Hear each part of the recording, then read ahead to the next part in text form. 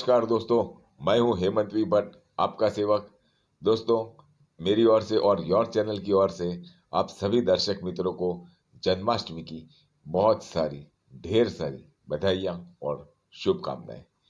मेरे प्यारे दोस्तों, इस चैनल को अगर आपने सब्सक्राइब नहीं किया है अब तक, तो सबसे पहले इसे निःशुल्क सब्सक्राइब कर ले। यानी कि इसमें आपको कुछ भी पेमेंट नहीं करना है, सिर्फ आपको सब्सक्राइब का जो बटन है वो क्लिक करना है, ताकि हमारे चैनल पे बने हुए सारे आध्यात्मिक, सांस्कृतिक और पारिवारिक कार्यक्रम आप देख सके और उसमें आपको किसी भी लिंक की जरूरत ना पड़े।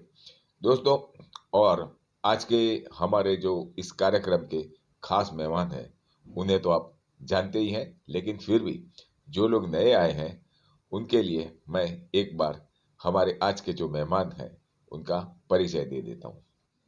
आइए दोस्तों, तो सबसे पहले मैं आपको आज के हमारे मेहमान बीके यामिनी बहन का परिचय दे देता हूं। आप सरल और मृदुभाषी हैं। आप राजयोग और मेडिटेशन का अभ्यास कर रही हैं। ब्रह्मा कुमारी नामक संस्था के साथ आप पिछले 20 साल से जुड़ी हुई हैं। आध्यात्मिक ज्ञान पहुंचाने के आप दैवी वाहक हैं। दोस्तों, आइए हम सब मिलकर स्वागत करते हैं बीके यामिनी बहन का। ओम शांति। इस चैनल से जुड़े पूरे परिवार को ब्रह्मा कुमारी की ओर से जन्माष्टमी की बहुत बहुत बधाई हो, बधाई हो, बधाई हो। वैसे तो भारत देश त्योहारों का देश ही माना जाता है, जहाँ साल का हर दिन किसी न किसी त्योहार से जुड़ा रहता है, और उसमें भी खास ये जन्माष्टमी का त्योहार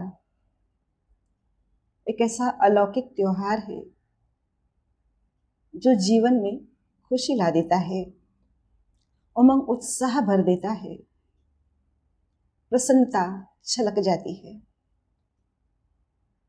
तो आज के इस टॉपिक को हम एक प्रैक्टिकल एक्सपीरियंस से शुरू करते हैं। एक विदेशी भाई जो काफ़ी सालों से ब्रह्मा कुमारी से जुड़े हैं, राजयोग के अभ्यासी हैं, जब उनसे पूछा गया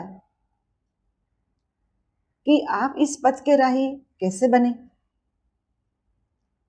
तो उन्होंने कहा कि बचपन से ही मैं चर्च में जाया करता था, साइलेंस में बैठ प्रेयर करता था, परंतु जब जब क्रॉस पर चढ़े खून से लथपथ उस जीसस की प्रतिमा को देखते तो मन गहरी उदासी से भर जाता था, गमगीनी छा जाती थी, और डे बाय डे ये उदासी ऐसी गहरी होती चली गई कि खुशी ही गुम हो गई।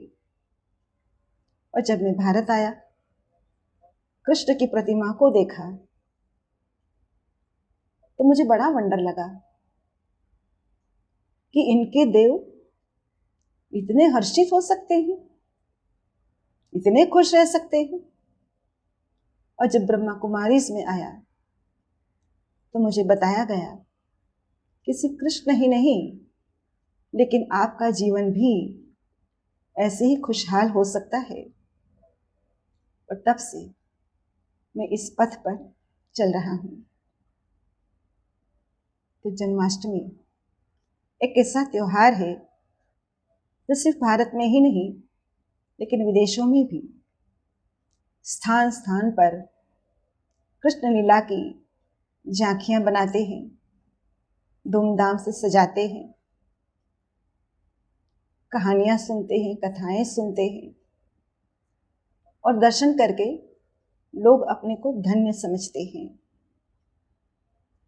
वैसे तो सभी माँ बाप को अपने बच्चे ही संसार में अधिक से अधिक प्यारे होते हैं ना, और फिर भी आज के दिन बाल कृष्ण को झूले में झुलाने के लिए बहुत लालायित रहते हैं। भक्तजन भी उनके दर्शन मात्र से अभिभूत हो जाते हैं। उन्हें चित्तचोर, मनमोहक न जाने किन किन शब्दों से उनका आवाहन करते हैं। सचमुच श्री कृष्ण सर्वांग सुंदर थे, सर्वगुण संपन्न थे, संपूर्ण पावन थे। उनका अनुपम सौंदर्य और सर्वगुण आज भी उनकी प्रतिमा से ऐसे झलकते हैं कि मन उन्हें देखने के लिए आकर्षित होता है। श्री कृष्ण ऐसे दिव्य विभूति थे जो 16 कला संपूर्ण थे, संपूर्ण निर्विकारी थे, परम अहिंसक थे, मर्यादा पुरुषोत्तम, पूर्ण पुरुषोत्तम थे। आप सभी ने शायद ये भी नोट किया होगा कि सारे संसार भर में श्री कृष्ण को ही जन्म से डबल ताज दिखाते हैं, अर्थात मस्तक के पीछे पवित्रता का, दिव्य प्रकाश का ताज और साथ साथ सर पर रत्न जड़ित मुकुट। वैसे तो धर्म पिताओं को, धर्मात्माओं को भी ये दिव्यता का ताज दिखाते हैं, पर फिर उन्हें ये रत्न जड़ित ताज नहीं होता। ऐसे ही राजा महाराजाओं को रत्न जड़ित ताज दिखाते हैं और उन्हें फिर दिव्यता का ओरा नहीं दिखाते हैं। ये बात सिद्ध करती है कि श्री कृष्ण को ही हम हिज होलीनेस का, हिज हाईनेस का डबल टाइटल दे सकते हैं, जो सत्युगी, सत्व प्रधान दुनिया में योग बल से जन्म लेने वाली परमात्मा की प्रथम रचना के रूप में और विश्व के प्रथम महाराजा राजकुमार के रूप में जन्म लेते हैं, जिनमें कोई काम, क्रोध, लोभ, मोह, अहंकार का अंश मात्र भी नहीं था। अब ऐसे श्री कृष्ण के लिए वर्णन दिखाते हैं कि उन्हें सैकड़ों रानियां थी, हजारों पुत्र थे, वे माखन चोर थे।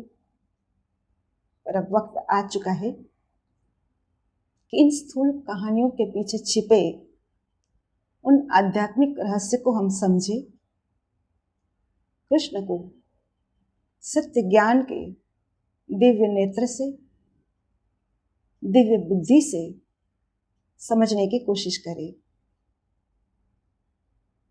श्री कृष्ण वास्तव में इतने उच्च सर्वोत्तम देवात्मा थे कि उनमें विकार लेश मात्र भी नहीं था, जिसके शुद्ध प्यार में मीरा ऐसी खो गई कि कहते हैं कि कृष्ण के संग का रंग जो चढ़ा, मेरा सारा जीवन पावन रही, पवित्र ब्रह्मचारिणी बनकर रही। और सूरदास जी के लिए कहते हैं कि संन्यास लेने के बाद उनकी वृत्तियां फिर भी चंचल होती रही, उन्हें धोखा देती रही, परंतु कृष्ण भक्ति के पवित्रता के बल ने उनको उन वृत्तियों पर जीत प्राप्त कराई।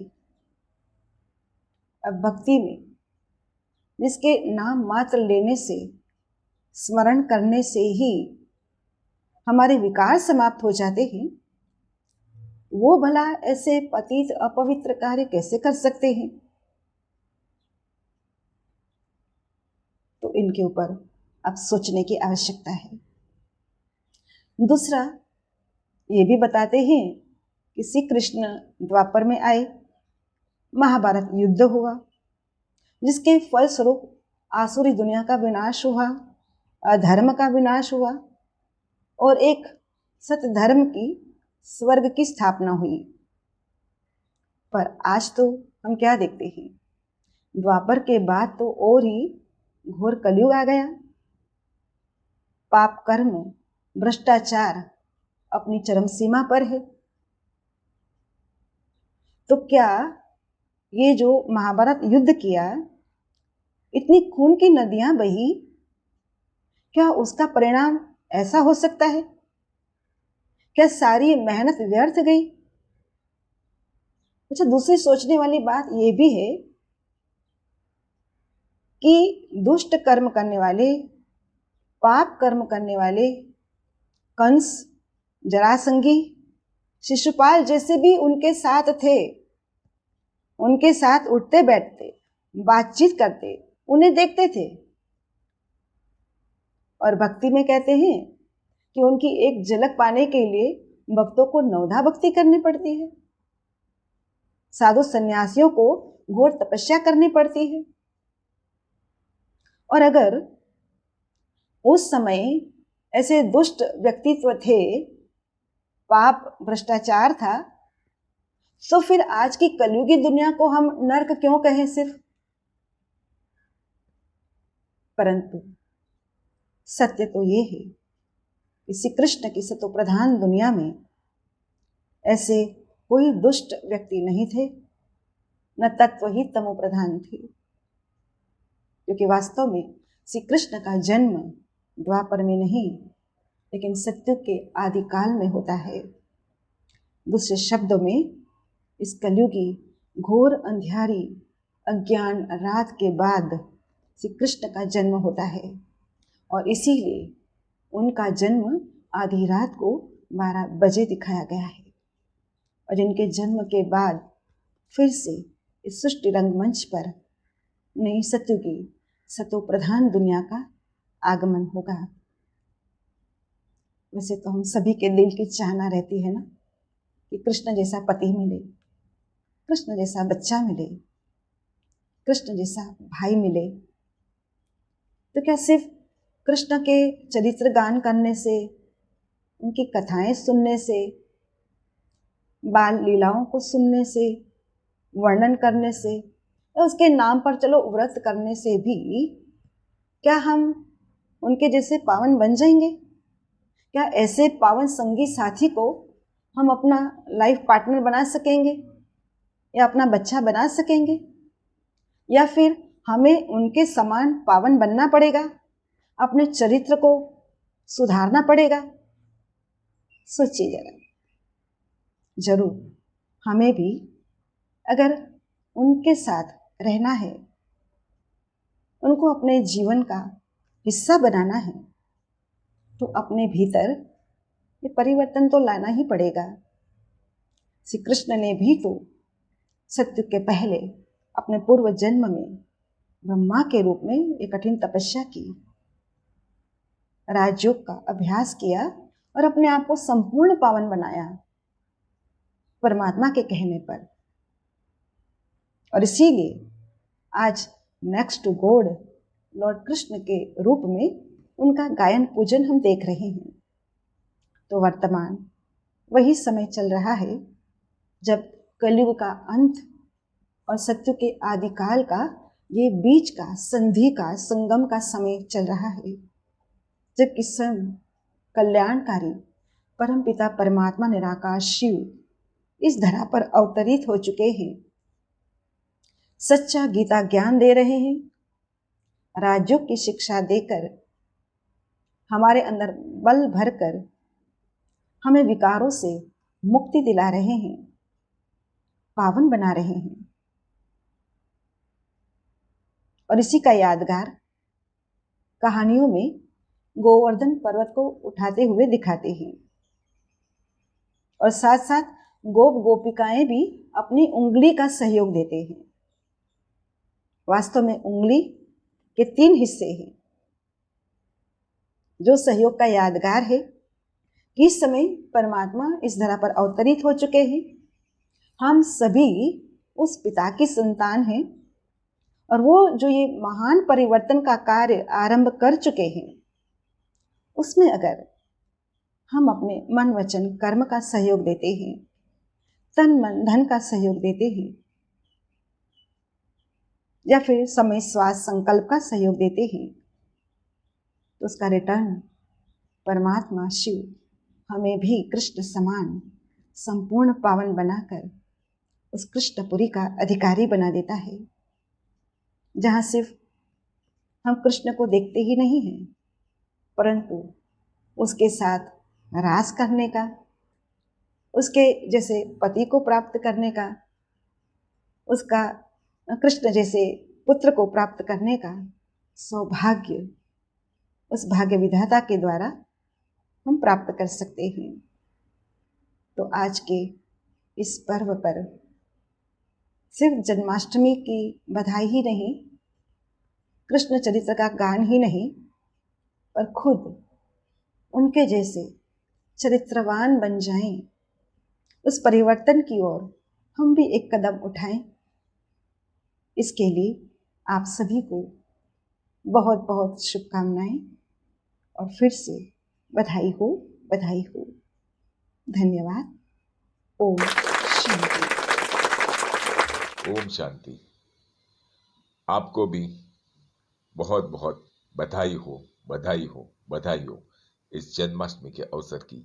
बीके यामिनी बहन जी, आपके अति व्यस्त समय में से खास करके त्योहारों के दिनों में बहुत सारा आपके पास काम होता है और समय निकालना बहुत कठिन होता है, लेकिन आखिरी वक्त पर भी आपने समय निकालकर हमारे दर्शकों को निराश नहीं होने दिया। आपका बहुत बहुत धन्यवाद दोस्तों। और ये थे बीके यामिनी बहन, जिन्होंने आज हमारे पास बहुत ही अच्छी महत्वपूर्ण जानकारी प्रदान की। और इस चैनल को आप ज़्यादा से ज़्यादा लाइक करें, कमेंट करें और शेयर करें, ताकि ऐसे कार्यक्रम, ऐसी जानकारी और लोगों तक भी पहुंचे। बहुत बहुत धन्यवाद। अब मैं आपसे विदा लेता हूं। नमस्कार।